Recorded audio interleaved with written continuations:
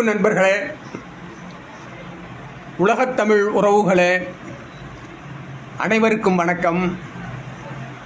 இது மின்னல் கலைக்கூடம் வழங்கும் இலக்கிய ஆளுமைகள் நேரம். இன்றைய இலக்கிய ஆளுமைகள் பகுதிக்காக இங்கே வருகை தந்திருப்பவர் கவிச்சுரபி சுப சந்திரசேகரன் அவர்கள். 35 ஆண்டுகளுக்கு மேலாக கவிதைகள், கட்டுரைகள், சொற்பொழிவுகள், இலக்கிய பணிகள், சமூக நல தொண்டுகள் என இயங்கி வரும் கவிச்சுரபி சுப சந்திரசேகரன் தனது 30 அகவை வரை கட்டடத் தொழிலாளியாக பணியாற்றியவர். எழுத்துலகில் பெரும் பணியாற்றி வரும் சுப சந்திரசேகரன் இதுவரை 10 நூல்களை எழுதி வெளியிட்டிருக்கின்றார்.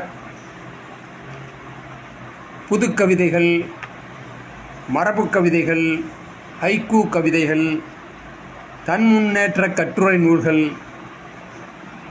என இவரது நூல்கள் பல பரிசுகளை வென்றுள்ளன. 700க்கும் மேற்பட்ட கவி மேடைகளில் கவி முழக்கம் செய்துள்ளார். தினமும் ஒரு கவிதையாவது எழுதிவிடுவதை வழக்கமாக வைத்திருக்கின்றார். மின்னல் தமிழ் பணி மாத இதழின் ஆசிரியராக 15 ஆண்டுகள், கவிதை தாகம் கையெழுத்து இதழின் ஆசிரியராக 2 ஆண்டுகள்,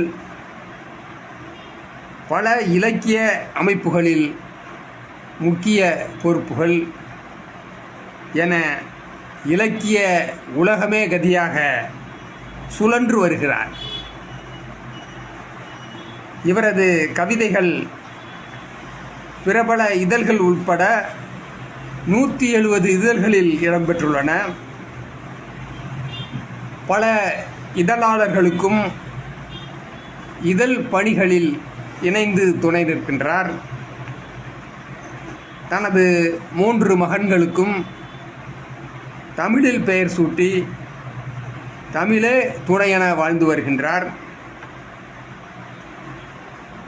எழுகதிர் ஆசிரியர் முனைவர் அருகோ இவரது உறவினர் ஆவார். எழுத்தாளர் வள்ளிக்கண்ணன் உள்ளிட்ட பல பிரபலங்கள் இவரது நட்பு வட்டத்தில் இருக்கின்றார்கள். 50க்கும் மேற்பட்ட விருதுகள் இவரை அலங்கரிக்கின்றன. கவிச்சுரபி சுப சந்திரசேகரன் அவர்களே, வருக, வணக்கம். சந்திரசேகரன் அவர்களை நேர்காணல் செய்ய டாக்டர் கார்மிகிலோன் அவர்கள் வருகை தந்துள்ளார்கள். கார்மிகிலோன் அவர்களே, தொடருங்கள். உலகத்தமிழ் உறவுகளுக்கு வணக்கம். இந்த உன்னதமான வாய்ப்பினை நல்கிய அன்புலக சக்கரவர்த்திக்கு நன்றி. நான் சமீபத்தில் 2 புத்தகங்கள் படித்தேன். இந்த புத்தகங்கள் வெளிவந்து பல ஆண்டுகள் ஆகியிருக்கலாம். சமீபத்தில் நான் படித்த 2 புத்தகங்கள். சுப சந்திரசேகரன் இவரை எழுத்துலகம் எப்படி சொல்லும் என்றால் கவிச்சுரபி, அமுத சுரபி போல் கவிச்சுரபி, கவிதைகளை சுரந்து கொண்டே இருப்பதால் கவிச்சுரபி என்றும், சுபா என்றும், சுபசா என்றும், சேகரன் என்றும் பல்வேறு பெயர்களால் பல்வேறு அறிஞர் பெருமக்களால் அன்புடன் அழைக்கப்படுகின்ற பன்முக திறமை கொண்ட ஒரு மாபெரும் மனிதர். அவரை பற்றி அப்புறம் பேசுவோம். அவரோட அந்த கவிதையை பற்றி பார்ப்போம். முதல்ல அருமையான கவிதைகள், இந்த புத்தகத்தில் உள்ள கவிதைகள் எல்லாமே அருமையான கவிதைகள். அபியார் சொன்னா பாருங்க, அன்னையும் பிதாவும் முன்னேறு தெய்வம் என்று சொன்னார்கள். மாதா, பிதா, குரு, தெய்வம். அன்னைக்குத்தான் முதல் ஸ்தானம். அனைத்திலுமே தாயாருக்குத்தான். வளர்ப்பு முதற்கொண்டு நம்மை செதுக்கியது யார் என்றால் ஈன்றெடுத்த தாய் தான். தாயின் குணம்தான் நம்மிடத்தில் ஏதோ ஒரு வகையில் இருந்து கொண்டே இருக்கும் இறுதி வரை. அது இயற்கையின் நியதி. அன்னையை பற்றி பாடுகின்றார் பாருங்கள். ஆசான் என்ற தலைப்பிலே 10 திங்கள் கரு பாரத்தை சுமந்து பத்திரமாய் என்னையும் காத்து பல வீட்டில் 10 பாத்திர வேலைகள் செய்துழைத்து முத்து போல் வளர்த்த என் தாயே ஆசான். இதை விட சிறந்த ஒரு நன்றி பெருக்கு உணர்வு கவிதையை யாராலும் அன்னைக்கு சமர்ப்பிக்க முடியாது. அந்த அன்பு உள்ளம் தாயின் உள்ளத்தை எப்படி அவர் நன்றி உள்ளத்தோடு பாராட்டுகிறார் என்பதுதான் இங்கே நாம் கவனிக்க வேண்டிய ஒன்றாகும். இந்த புத்தகத்தில் நிறைய கவிதைகள் இருக்கின்றன, வாசித்துக் கொண்டே போகலாம். இப்படி செய்வோம் பாட்டு, அது ஒரு நீண்ட கவிதை, ஒரு 4 வரி மட்டும் சொல்கிறேன் பாருங்கள். உறங்கிய மனிதர்கள் விழித்திடச் செய்ய உணர்வாய் பொங்கட்டும் பாட்டு. பாட்டு என்பது வார்த்தைகளை வைத்து நிரப்புகின்ற ஒன்று அல்ல. சிலருடைய பாட்டுகள் கேட்டுக்கொண்டே இருக்கலாம், செவிகள் மட்டும் கேட்கும், மனதில் நுழையாது அவர்கள் சொல்வது. அது ஒரு கவிதையா? இல்லை. கவிதை என்பது வாசிக்கும் போதே வாசிப்பவர் செவியிலும் கேட்க வேண்டும், உள் மனதிலும் நிறைய வேண்டும், உள்ளும் புறமும் ஒன்றாக அவன் உணர்ந்து பொங்கும்படியாக இருக்க வேண்டும். அதுதான் கவிதைக்கு லட்சணம், கவிஞனுக்கு பெருமை சேர்ப்பது. இந்த கவிதையை பாருங்கள். உறங்கிய மனிதர்கள் விழித்திடச் செய்ய உணர்வாய் பொங்கட்டும் பாட்டு. உழைத்து உறக்கம் கலைந்த உழைப்பாளியும் இங்கு உறங்கட்டும் மௌனத்தால் அதை கேட்டு. என் ஆளே வருதா? எப்படி வைர வரி பாருங்கள். உழைத்து உழைத்து ஓய்ந்து போய்விட்ட அந்த தொழிலாளி மௌனமாக படுத்திருக்கின்றான். உன் பாட்டை அவன் மௌனமாக கேட்கட்டும். உன்னுடைய பாட்டு உணர்வு கொள்ள வைக்க வேண்டும். இப்படி இந்த பாடல் முழுவதும் ரொம்ப அற்புதமாக படைச்சிருக்காரு இந்த புத்தகத்தில். அடுத்து இன்னொரு புத்தகம் பாருங்க. இது வெள்ளை ஒரு நிறம் அல்ல. சரி, இந்த நிறபேதமே நமக்கு வேண்டாம். வெள்ளையா கருப்பா அந்த பேச்சே தேவையில்லை. உள்ள மட்டுமே உண்மை, அதை மட்டுமே நான் பார்ப்போம். அதில் பாருங்க, தலைவன் அப்படின்னு ஒரு கவிதை, ஒரு பெரிய கவிதை. அது சும்மா 4 பேர் சொல்றேன் பாருங்க. உள்ளத்தாலே உயர்ந்தவன் என்றால் உனக்கு நீதான் தலைவன். என்ன ஒரு வைர வரி பாருங்க. தலைவன் அவரை இவரெல்லாம் கொண்டாடிட்டு இருக்காதங்க. உனக்கு நீயே தலைவன். எப்போது தலைவனாக முடியும் என்றால் உள்ளத்தாலே உயர்ந்த நின்றால் உனக்கு நீதான் தலைவன். உள்ளம்தான் நான் உயர்வை தீர்மானிப்பது. அடுத்து, நல்லோர் பாதையில் நலம் பல செய்தால் உலகுக்கு நீதான் தலைவன். உனக்கு நீதான் தலைவன், உலகுக்கு நீதான் தலைவன் என்றால் உன்னை நீயே செதுக்கிக் கொள்ள வேண்டும். அவர் கட்டிட தொழிலாளி அல்லவா, செதுக்குவதில் வல்லவர். இங்கே வார்த்தைகள் செதுக்குகிறார் அழகாக. நிறைய இருக்கிறது. கடலாய் உனக்குள் கருணை இருந்தால் கொடைக்கு நீதான் தலைவன். உடலால் உழைத்து பிறர்க்கு உதவினால் பண்புக்கு நீதான் தலைவன் என்று சொல்லிக்கொண்டே போகின்றார். சரி, இன்னொரு பாட்டு, தொடக்கம். இந்த கவிஞனோட கற்பனையை பாருங்க. அதான் கவிஞன்னா அதான். அங்கே கொஞ்சம் கற்பனை குதிரைக்கும் இடமளிக்க வேண்டும். அப்படியே சொல்லிட்டே போகக்கூடாது. இங்க பாருங்க, கருவின் தொடக்கம் கல்லறையில் முடிக்கும். ரைட்டு. அடுத்து பாருங்க, அதான் முக்கியமாக கவனிக்க வேண்டியது. காதலின் தொடக்கம் சாந்தி இல்லா உறக்கம். என்ன அழகு பாருங்கள். காதலின் தொடக்கம் சாந்தி இல்லா உறக்கம். அந்த காதல் கை கூடும் வரை காதலனுக்கும் காதலுக்கும் உறக்கம் என்பதே இல்லை, நித்திரை என்பதே இல்லை. ஏனென்றால் அங்கே காதல் தனது முத்திரையை ஆழமாக பதித்து விட்டது. இப்படி காதல் அனுபவத்தை வெகு அழகாக சொல்லி உள்ளார். அற்புதமான புத்தகம். இந்த 2 புத்தகங்களுமே அருமையான புத்தகங்கள். சரி, புத்தகத்தை பற்றி பேசிவிட்டோம். இப்போது நாம் அந்த நூலாசிரியரை பற்றி நேர்காணல் தொடங்குவோம். கட்டிட தொழிலாளியான தாங்கள் இலக்கிய பெட்டகமாக மாற்றியது கவிதையின் வேகமா, காலம் செய்த ஜாலமா, புரியவில்லை. எப்படி இருந்தாலும் நீங்கள் கவிதை உலகிற்கு வந்தது எப்படி, எத்தனை வயதில், எந்த தாக்கத்தில்?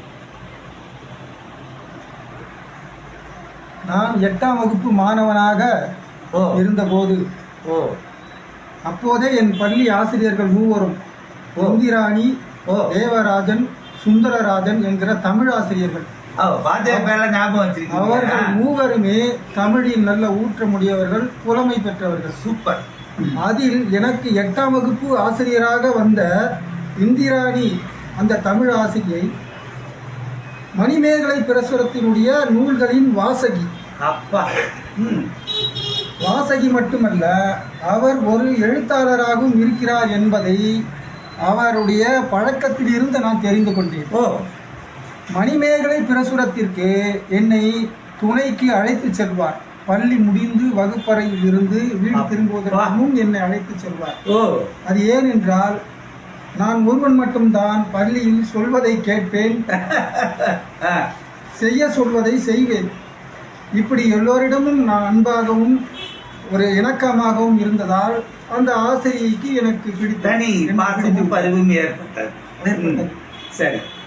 என்னை ஒரு 4 முறை மணிமேகலை தியாக தீநகரில்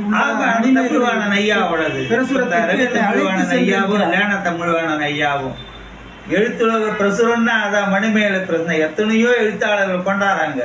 புத்தகம் என்றால் என்னவென்றே தெரியாத என்னை அந்த மணிமேகலை பிரசுரத்திற்கு அழைத்து சென்ற போது எனக்கு ஏதோ ஒரு விந்தை உலகத்தில் போன்ற உணர்வு ஏற்பட்டு 2ஆம் முறையாக நான் சென்றபோது சில நூல்களை எடுத்து வாசிக்க நானே ஆர்வப்பட்டேன்.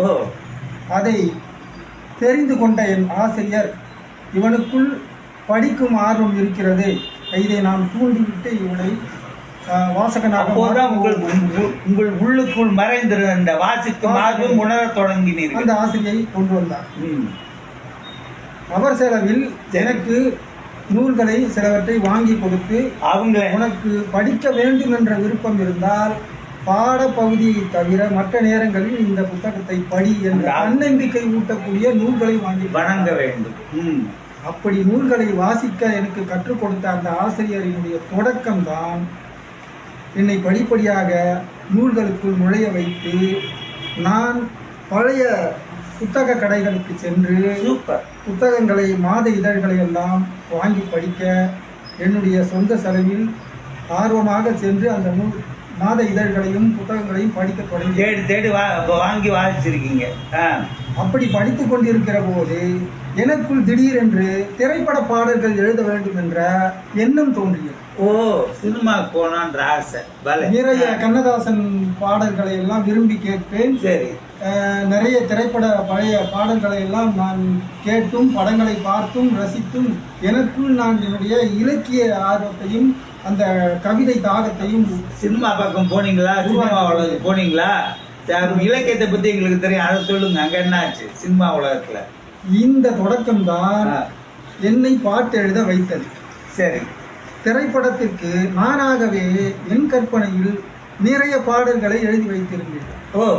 அந்த பாடல்கள் எல்லாம் பத்திரமாக ஒரு கோப்பில் பாதுகாத்து வைத்திருந்த போது, சரி, அந்த நேரத்தில் புதிதாக சென்னைக்கு ஒரு புதிய திரைப்படம் எடுக்க ஒரு நண்பர் வந்திருந்தார். சரி. அவரோடு இன்னொரு நண்பர் என்னை கொண்டு அவரிடம் அறிமுகம் செய்தார். சரி. அந்த நண்பரின் பெயர் கருணை ராஜா. அவர் வந்து என்னுடைய பாடல்களை எல்லாம் வாங்கி பார்த்துவிட்டு, நீ திரைப்படத்துறை சம்பந்தமாக படிக்காவிட்டாலும் உனக்குள் இப்படி ஒரு கற்பனை ஊற்று இருக்கிறது, நீ படித்தது 10ஆம் வகுப்பு என்றாலும் உனக்குள் இவ்வளவு திறமைகள் இருக்கிறது, நான் உன்னை இந்த துறையில் நுழைத்து உன்னை முன்னேற வைக்கின்றேன் என்று மேலும் ஆர்வத்தை தூண்டிவிட்டு 2-3 ஆண்டுகளாகவே என்னுடன் பயணித்தார். நானும் அவருடன் பயணித்தேன். பல இயக்குநர்களை சந்தித்தோம், பல திரைப்பட கம்பெனிகளுக்கு ஏறி இறங்கினோம். நானும் அவர் திரைக்கதை வசனங்கள் எழுதி கொண்டிருந்தார், நான் பாடல் எழுதுவதில் ஆர்வம் காட்டினேன். இப்படியாக நாட்கள் உருண்டோடி கொண்டே இருந்து அவர் ஒரு திரைப்படம் எடுப்பதற்காக முன் வந்தார். அந்த படத்தின் பெயர் கீரனும் கிளி. அந்த படத்தில் அறிமுகப்படுத்தப்பட்ட அத்தனை கதாநாயகிகளிலிருந்து, துணை நடிகர்களிலிருந்து, இசையமைப்பாளர்களிலிருந்து அனைவருமே புதியவர்கள். எல்லாருமே. இது எந்த வருஷம்? 1999ஆம் ஆண்டு. 99இல் நான் திரைப்படத்துறையில் நுழைந்து எல்லா இயக்குநர்களையும் அவருடன் சென்று நான் சந்தித்தேன். அப்போதுதான் நான் வந்து பாடல் எழுதுவதற்கு இன்னும் ஆர்வம் காட்டினேன். இப்படி பாடல்கள் எழுதி கொண்டிருந்த போது அவருக்கு ஒரு நண்பர், நீங்கள் திரைப்படம் தயாரிப்பதற்கு நான் பணம் தருகிறேன் என்று முன் வந்தார். சரி. அவருடைய அந்த ஒப்புதலின் பேரில் படம் தயாரிக்கப்பட்டது. சரி. ஏவிஎம் ஸ்டுடியோவில் நிறைய காட்சிகளும் வெளியில் நிறைய காட்சிகளும் நமது ஆரம்பிச்சாச்சு. நந்தனம் ஒய்எம்சிஏ மைதானத்திலும் ஆமா. திரைப்பட தொடக்க பணிகள் தொடங்கியிருக்கும். சரி. இடைவேளை வரை அந்த படம் முடிந்தது. சரி. அந்த படத்தில் எனக்கு சில பாடல்களும் சில காட்சிக்கான வசனங்களையும் இடம்பெறுவதற்கு வாய்ப்பு தந்தார். சரி. அந்த பாடல்கள் எனக்கு மறந்து போயிருக்கலாம். என் கோட்டை வாசலிலே யாரந்த பூங்குழலி, நான் மீட்டும் வீணையில் மலர் தூவும் தேன் அருவி என்று கதாநாயகியை பார்த்து பாடுவது போன்ற ஒரு காட்சிக்கு என்னை எழுத வைத்தார்.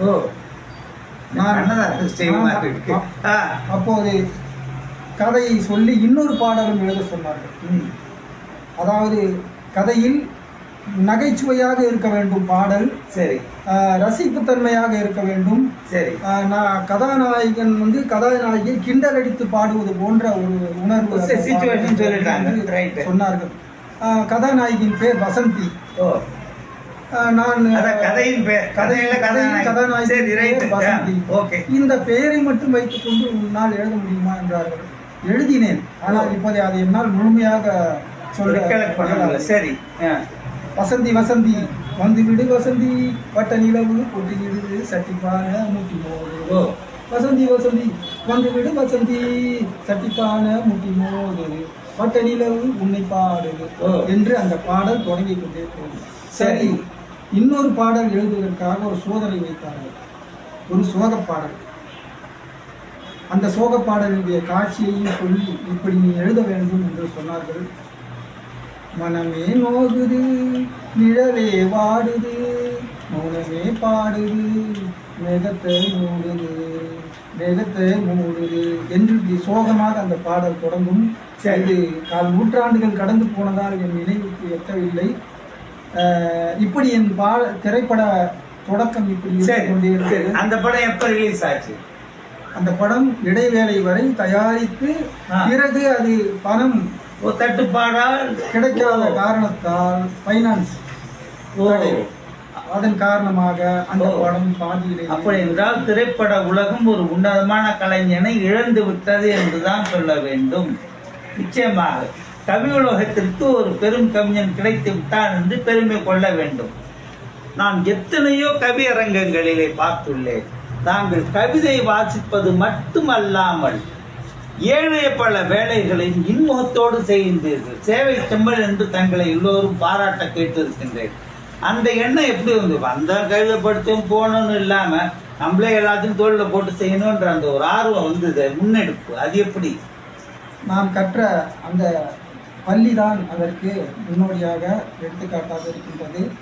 நான் கல்வி பயிலும் காலத்தில் எனக்கு கிடைத்த அந்த தலைமை ஆசிரியர் முன்னாள் எம்எல்ஏவாக இருந்த சைதை புருஷோத்தமன் அவர்களுடைய சொந்த சகோதரி. அவர்கள் நாங்கள் குடியிருந்த வீட்டிற்கு எதிர்ப்புறம் அவர்கள் இருந்தார்கள். அவர்கள் ரொம்பவும் கண்டிப்பானவர்.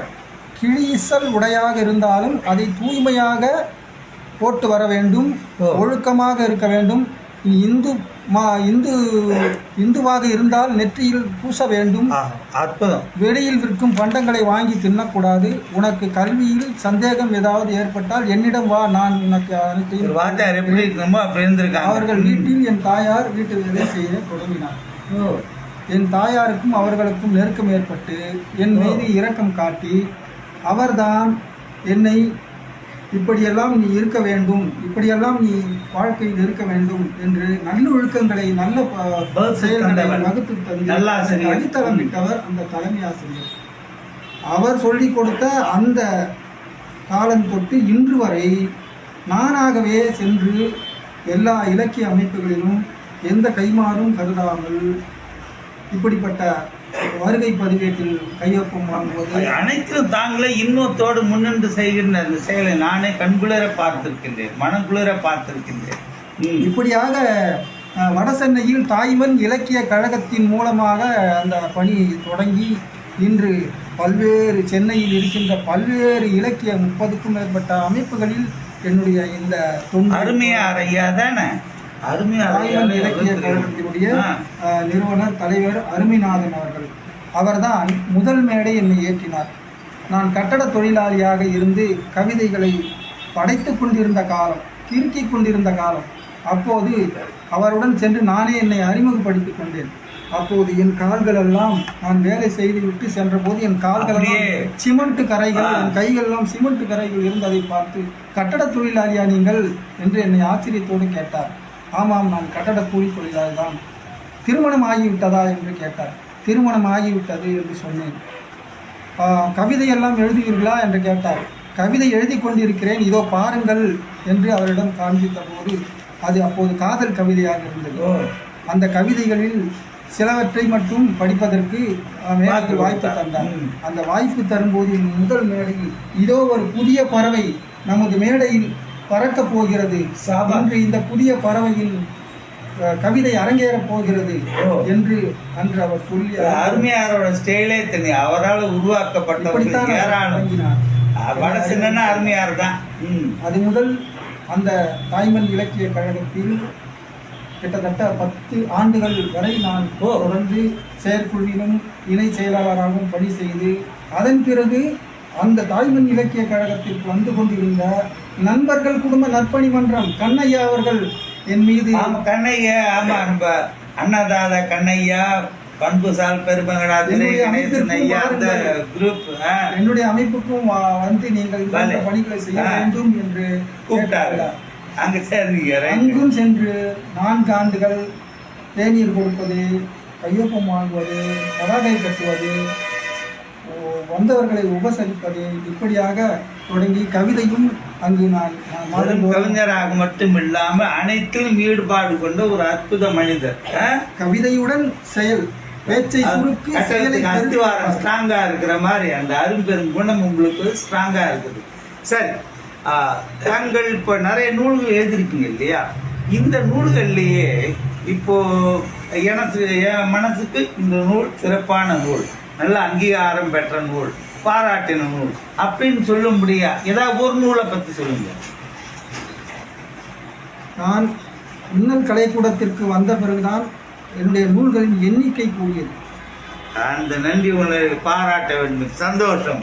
அன்புலக சக்கரவர்த்திக்கு தான் இந்த முழு பெருமை. சரி, பல சிற்றிதழ்களில் எழுதி 500க்கும் மேற்பட்ட கவிதைகளை தொகுத்து வைத்திருந்த போது வட சென்னையில் இருக்கும் என் இனிய நண்பர் ரவிதாசன் அவர்கள் தான் இதையெல்லாம் வாங்கி பார்த்துவிட்டு, கங்காராணி பதிப்பகம் தங்கதாசன் அவர்களை எனக்கு முதல் முறையாக திருவல்லிக்கேணியில் அறிமுகம் செய்து அவரிடம் கொண்டு சென்று கட்டட தொழிலாளியாக இருந்து கொண்டு இப்படி அருமையான கவிதைகளை படைக்கின்ற என்னுடைய இனிய நண்பருக்கு நீங்கள் ஒரு நூல் போட்டு தர வேண்டும், உங்கள் பதிப்பகத்தின் சார்பாக அது வர வேண்டும் என்று சொல்லி அந்த கவிதைகளை எல்லாம் வாங்கி அதிலிருந்து சிலவற்றை எடுத்து தொகுத்து எடுக்கப்பட்டு தயாரிக்கப்பட்டதுதான் வெள்ளை ஒரு நிறமல்ல.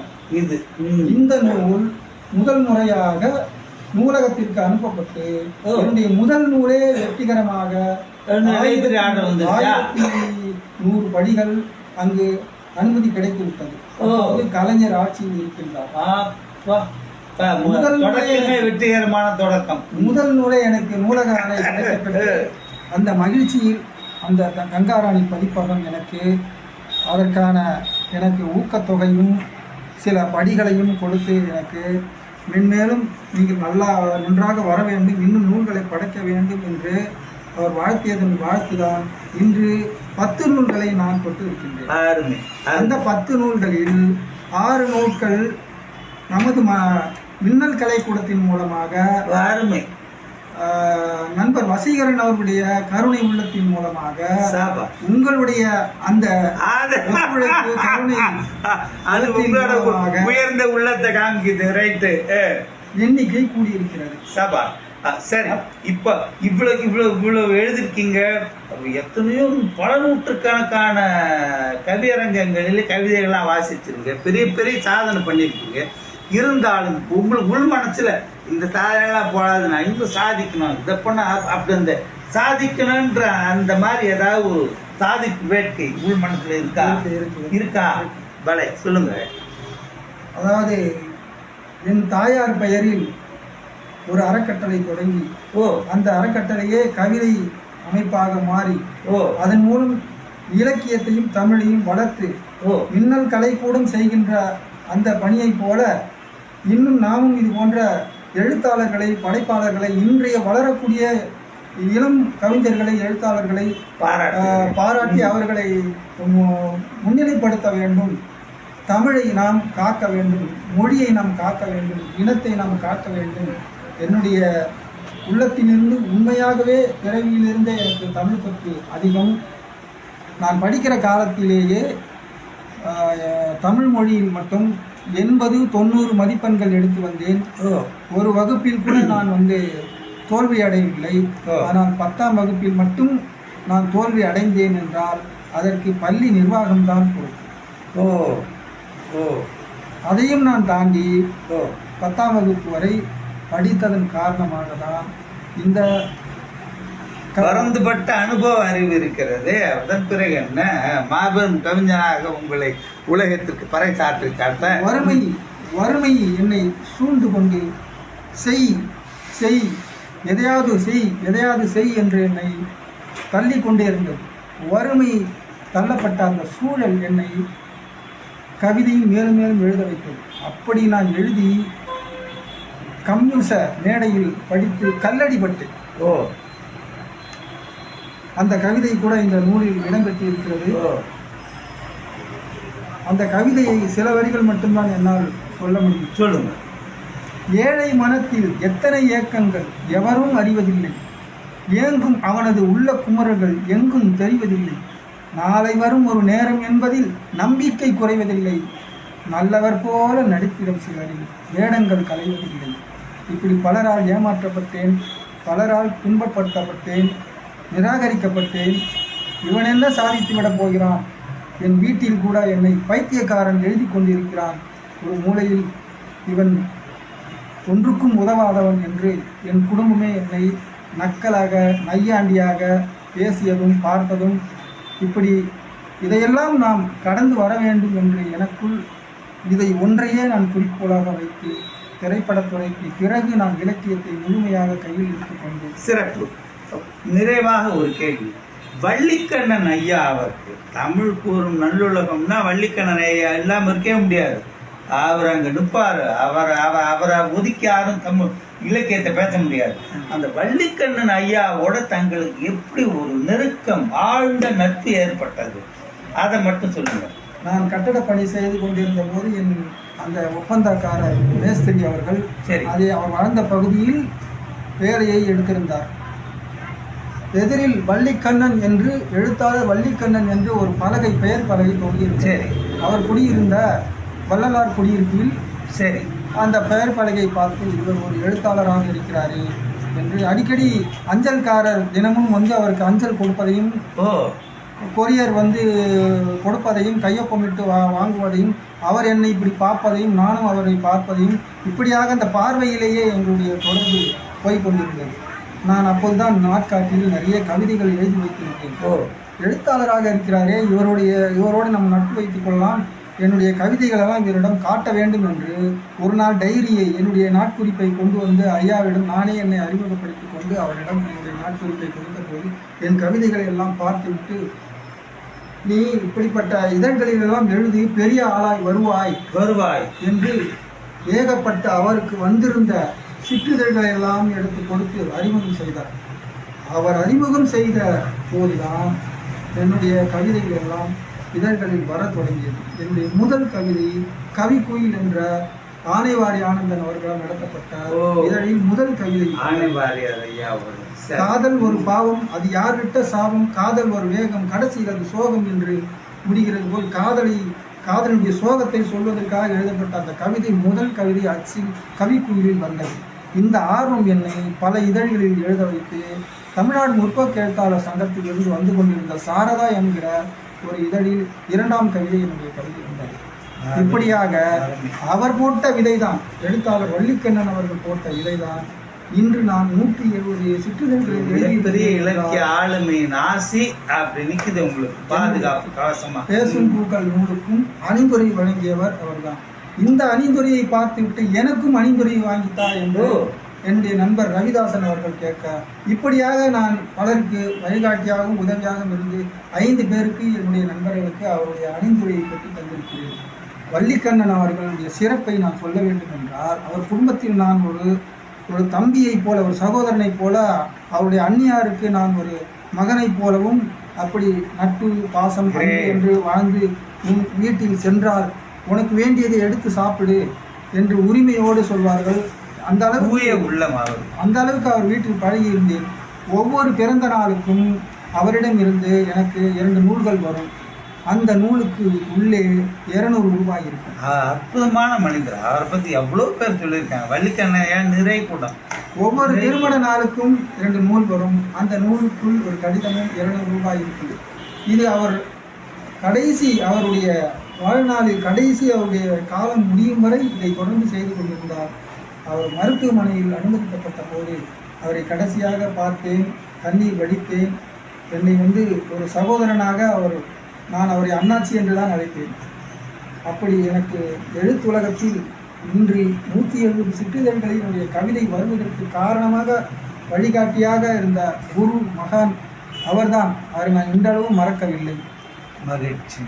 அதன் பிறகுதான் கலைமாமணி விக்கிரமன் ஐயா அவர்கள் எனக்கு அறிமுகமானது. எப்படி என்றால் கவிதை உறவு ஏர்வாடி ராதாகிருஷ்ணன் அவர்கள் அவர் மூலமாக கலைமாமணி விக்கிரமன் அவர்கள் என்னை அவரிடம் அனுப்பி வைத்து அறிமுகம் செய்து அவர் எனக்கு பல உதவிகளை செய்திருக்கின்றார்.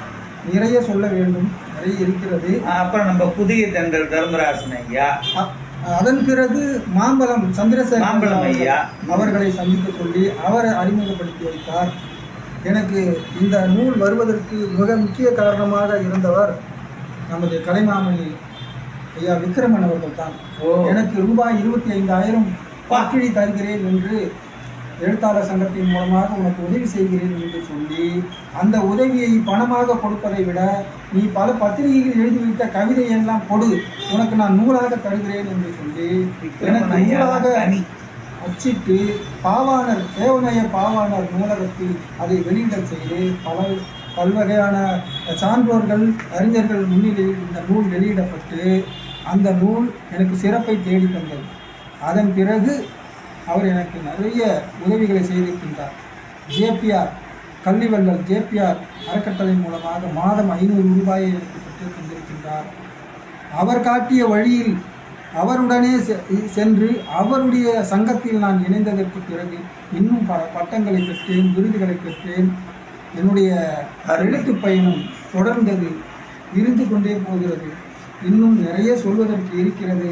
நமக்கு அதற்கான காலம் நமக்கு இல்லை என்பது மேற்சிறப்பு. அதாவது நாங்கள் நிறைவாக எல்லா பெரிய பெரிய இலக்கிய ஆளுநர்லாம் கேள்வி கேட்போம். இல்லை வளர்ந்து வரும் கவிஞர்களுக்கு நீங்கள் சொல்கிற அறிவுரை என்னன்னு. நான் அந்த கேள்வியை உங்கள்கிட்ட கேட்க போகிறது இல்லை. ஏனென்றால் தங்களுடைய நீங்கள் எப்படி வந்தீங்க அப்படிங்கிற உங்களோட வாழ்க்கையே அவர்களுக்கு ஒரு நிதர்சனமான அறிவுரையாக திகழ்கிறது. அதனால உங்கள் வாழ்க்கை தான் அவங்களுக்கு ஒரு பாடம். யாரானாலும் சாதிக்கலாம் என்ற ஒரு நம்பிக்கை. மிக்க மகிழ்ச்சி கவி சிறப்பி அவர்களே.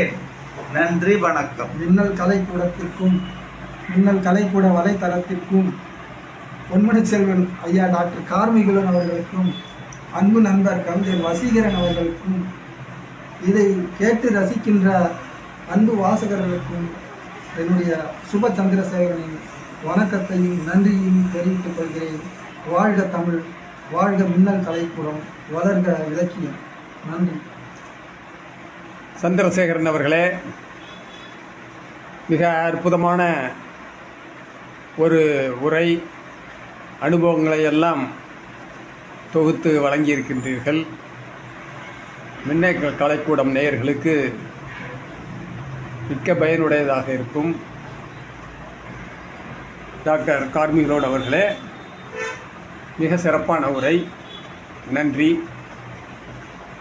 நேயர்களே, உங்கள் கருத்துக்களை கருத்து பெட்டகத்தில் பதிவிடுங்கள்.